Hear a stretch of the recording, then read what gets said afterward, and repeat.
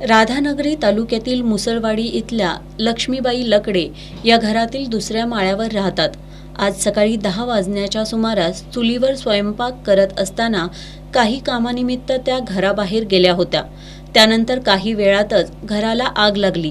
घरातून धुराचे लोट बाहेर पडताना पाहून शंकरराव किरुळकर, अनिल लकडे, रंगराव खाडे यांनी आरडाओरडा करत ग्रामस्थांना एकत्र केलं.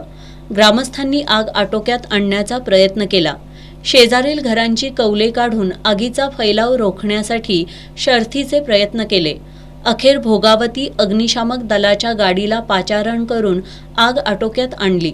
मात्र या आगीत लक्ष्मीबाई लकडे यांचे सोन्या चांदीचे दागिने, 40,000 रुपयांची रोकड तसेच रवींद्र गणपती लकडे, अनिल कुंडलिक लकडे यांच्या घरातील संसारोपयोगी साहित्याचं मोठं नुकसान झालं. या घरात चुलीपासून बऱ्याच अंतरावर गॅस सिलेंडर होतं. घटनेची माहिती मिळताच भोगावती कारखान्याचे संचालक प्राध्यापक ए.डी. चौगले, राधानगरी पंचायत समितीचे माजी सभापती रवीश पाटील कौलवकर, त्रिमूर्ती उद्योग समूहाचे अध्यक्ष दीपक पाटील, मुसळवाडीचे पोलीस पाटील नितीन महाडिक यांनी घटनास्थळी येऊन परिस्थितीची पाहणी केली. शिरगावमधील सागर वरकट, कपिल वरकट यांच्या पुढाकाराने नुकसानग्रस्तांना मदतीचा ओघ सुरू झालाय.